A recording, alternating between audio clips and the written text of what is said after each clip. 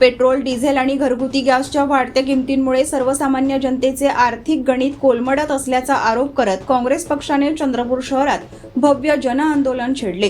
केंद्र सरकारच्या आर्थिक धोरणांविरोधात संतप्त भावना व्यक्त करत काँग्रेस पदाधिकारी आणि कार्यकर्त्यांनी जोरदार घोषणाबाजी केली।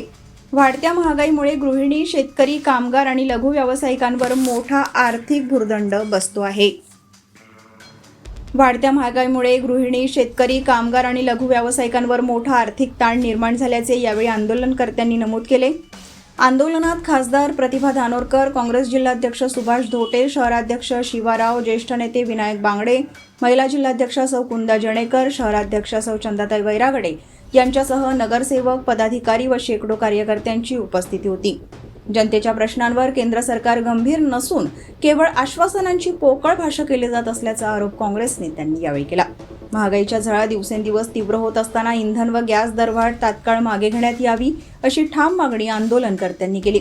जनतेच्या जीवनावश्यक गरजांशी संबंधित प्रश्नांवर सरकारने संवेदनशील भूमिका घ्यावी, अन्यथा राज्यभर आंदोलनाची तीव्रता वाढवण्यात येईल असा इशाराही काँग्रेसच्या वतीने देण्यात आला।